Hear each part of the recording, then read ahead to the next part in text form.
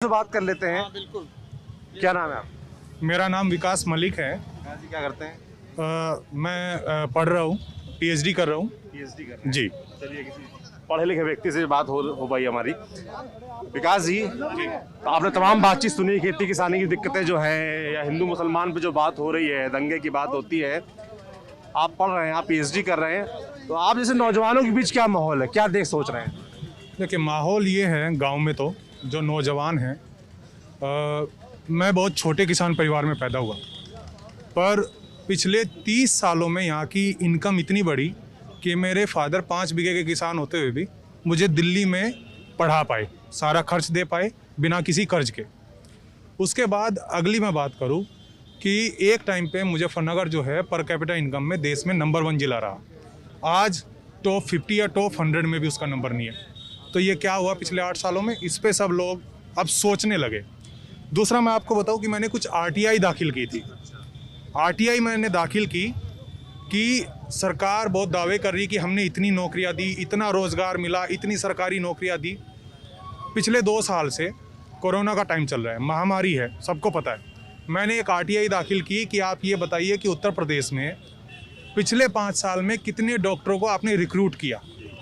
RTI में reply आता है 0। मैं वो सब आपको दूंगा। ये मुजफ्फरनगर का है? ये पूरे यूपी का है। यूपी का है। हाँ, मैं आपको पूरे यूपी का बता रहा हूँ कि मैंने उनसे पूछा कि आपने कितने डॉक्टर्स को रिक्रूट किया, रिप्लाई आता है 0। मैंने मोबाइल में आरटीआई है? जी, मेरे है ये सब है मेरे पास, कई सारी आरटीआई है। इसके बाद मैंने एक आरटीआई दाखिल की जो सरकार बहुत जोर शोर से प्रचार कर रही है कि हम 24 घंटे बिजली दे रहे हैं, ग्रामीण एरिया में 24 घंटे बिजली दे रहे हैं। मैंने आरटीआई दाखिल की कि पिछले 5 साल में कितने थर्मल पावर प्लांट सरकार ने उत्तर प्रदेश में लगाए या टेंडर जारी किए बिजली उत्पादन के लिए। रिप्लाई आता है 0। फिर मैंने आरटीआई लगाई कि 2012 से 2017 के बीच में कितने thermal power plant Uttar Pradesh में लगाए गए। रिप्लाई आता है 19। तो आज लोग इतने बेवकूफ़ नहीं है कि उनको ये पता ना चले, इंटरनेट का ज़माना है, सबको सर्च कर लेते हैं कि कितने बिजली उत्पादन के कारखाने पहले लगे और कितने बाद में लगे। आप आरटीआई कार्यकर्ता हैं क्या? नहीं, मैं आरटीआई कार्यकर्ता नहीं हूँ, लेकिन मुझे लगा कि कुछ जानकारियाँ मुझे चाहिए जो सरकार बता रही है, तो मुझे ये रिकॉर्ड में पता चले। उसके बाद मेरे इस एरिया के ज़्यादातर लोग पुलिस और फौज में जाते। मेरे बहुत सारे दोस्त, मेरे सारे दोस्त यूपी पुलिस में या फौज में हैं। तो मैंने देखा कि सरकार कह रही कि हमने इतने लाख लोगों को रिक्रूट कर दिया है। मैंने उत्तर प्रदेश पुलिस के यहाँ पे आरटीआई लगाई। मैंने पूछा कि पिछले 5 साल में आपने कितने लोगों को रिक्रूट किया। आप हंसेंगे जवाब जान के। उन्होंने जवाब दिया कि हमारा काम रिक्रूट करना है, नंबर रखना नहीं है। कि हमने रिक्रूट कर लिया पर हमें नहीं पता हमने कितनों को। लिखित जवाब आया है? ये लिखित जवाब है, मैं आपको दूंगा, आप चलाइएगा इसको कैमरे पे। दूसरा मैंने फिर उसके बाद आरटीआई लगाई कि आपने जो है, यहाँ पे एक और बात होती है मुजफ्फरनगर का आते ही, क्राइम की बहुत बात होती है। आजकल गर्मी ठंडी इन सब की बात हो रही है। शिमला बनने की अच्छी बात है, हमें खर्च यहीं पे कम हो जाएगा इसमें। मैं पूछा उनसे कि 2012 से 17 के बीच में मुजफ्फरनगर में कितना क्राइम हुआ, हर तरीके का। उसमें मर्डर भी है, उसमें रेप भी है, उसमें जो है चोरी भी है, उसमें जो खेतों में ट्यूबवेल है उन पे चोरी की है, हर तरीके के जो है क्राइम उस पर मैंने पूछा। और 2017 से 2021 के एंड तक का कितना क्राइम हुआ, हर थाने की उन्होंने रिपोर्ट दी। 50 पेज से ज़्यादा लंबी वो आरटीआई है, मैं आपको दूंगा वो भी। हर थाने का आप देखिएगा, ब्यूरो वाइज उन्होंने दिया है एसएसपी मुजफ्फरनगर ने। सब में क्राइम 2 से 3 गुना बढ़ा हुआ है। एक भी थाना ऐसा नहीं है जिसमें क्राइम कम हो मुजफ्फरनगर में। पर प्रचार तो ऐसे किया जाता है कि मुजफ्फरनगर में लॉ एंड ऑर्डर की स्थितियां बहुत व्यापक तरीके से जैसे बदल गई हैं। अब मैं तो शहर में घूम रहा था तो होर्डिंगें भी बड़ी बड़ी देख रहा था, इसमें सुरक्षा की बात हो रही थी, लॉ एंड ऑर्डर की बात हो रही मैं थी। आपको बताऊं, इसके पीछे एक कारण है। इसके पीछे एक कारण है कि क्राइम जब होता है ना, तो बड़ी जल्दी से कम्युनिटी उसको एसोसिएट या डिसएसोसिएट करती है। ये जरूर हो सकता है कि जो भाजपा के हो सपोर्टर, वे कहेंगे कि क्राइम कम हो गया है। उनको इसलिए वो कम दिखता है क्योंकि उनके लोग अब क्राइम कर रहे हैं, उनको अपना क्राइम नहीं दिखता है, किसी को भी नहीं दिखता है। तो ये मसला है जिसको वो प्रचार में ला रहे हैं। दूसरा मैं आपको एक और बात बताऊं, मैंने एक आरटीआई लगाई, उसका रिप्लाई कल ही आया है। लकीली कल ही वो पोस्ट आई। मैंने पूछा कि उत्तर प्रदेश रोडवेज में, ट्रांसपोर्ट में कितनी भर्तियां पिछले 5 सालों में उत्तर प्रदेश सरकार ने की। रिप्लाई आता है 0। फिर मैंने उनसे ये भी पूछा था कि कितने पद खाली है उत्तर प्रदेश ट्रांसपोर्ट डिपार्टमेंट में। जवाब आया था 15,151, वो भी मेरे पास है, मैं दूंगा आपको।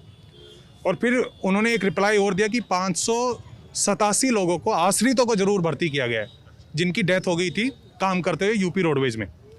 तो ये तो हाल है नौकरियों का। अगर आपने इतनी नौकरियां दी है, जब आपने इतनी नौकरियां दी, नौकरी का दावा करती है, जब आप, तो आपके पास रिकॉर्ड होना चाहिए ना। मैं पीएचडी कर रहा हूँ, मैं कोई भी चैप्टर लिखता हूँ, अगर फुटनोट नहीं है ना तो सुपरवाइजर ऐसे करते हैं हमें कि हमें ही पता है कि कैसी वो हालत होती है। जब आप देते हैं, कोई बात करे, आपके पास प्रूफ होना चाहिए। If you have proof then you can मतलब पब्लिश इट। बोर्डिंग पे, होर्डिंग पे कुछ भी लिख देने से चीज़ें ग्राउंड पे नहीं हो रही है। रही बात मुजफ्फरनगर की, मैं यहाँ का रहने वाला हूँ। इसकी अर्थव्यवस्था पे, मुजफ्फरनगर की मैं बता रहा हूँ कि मैं 2008 में दिल्ली गया था 12वीं करने के बाद। मैंने आपको पहले कहा कि मेरे फादर 5 बीघे के किसान थे। इतनी इनकम हमारी थी कि मुझे वे दिल्ली में पढ़ा पाते थे। उसके बाद कई साल तक मेरे गांव से कई लड़के दिल्ली यूनिवर्सिटी पढ़ने गए। I was the first one जो दिल्ली यूनिवर्सिटी में पढ़ने गया अपने गांव से। पिछले 3 साल से एक भी लड़का दिल्ली यूनिवर्सिटी या लड़की नहीं जा पाए। क्यों? क्योंकि आमदनी कम हो गई है, बढ़ने के बजाय खर्च बढ़ता जा रहा है, महंगाई बढ़ती जा रही है। फिर मैंने एक आर्टिकल भी लिखा था कि यहाँ के किसानों की आमदनी किस तरीके से कम हुई है। मैंने एनालाइज किया कि 2012 से 2017 के बीच में जो गन्ने का दाम, क्योंकि यहाँ पे sugar cane is the most मतलब इम्पोर्टेंट क्रॉप, वो कैश क्रॉप है, पैसा ज़्यादा आता है उसी से। तो उस क्रॉप से 65 रुपये 5 साल में बढ़े। पिछली 5 सालों में 35 रुपये बढ़े, 10 रुपये 2017 में और 25 रुपये अब बढ़े। तो ये 25 का तो लाभ अगले साल मिलेगा। तो इन 5 साल का मैंने उसको कैलकुलेट किया और मैंने पाया, एवरेज लगाया, एक 10 बीघे का किसान, यहाँ पे 1 बीघा में 70 कुंटल गन्ना होता है। 70 कुंटल गन्ना वो प्रोड्यूस करता है 1 बीघे में। 10 बीघे का किसान मैंने लगाया, यानी कि ऑन एन एवरेज वो 700 क्विंटल गन्ना अपना पैदा करता है। उस किसान को हर साल 57,000 रुपये के आसपास का घाटा हो रहा है। घाटा इन द सेंस कि अगर वो ग्रोथ गन्ने के प्राइस की 2012 से 17 के हिसाब से बढ़ती, 2012 से 17 में 37% की इजाफा हुआ था गन्ने के प्राइस में, जो पिछले 5 सालों में 3.7 था।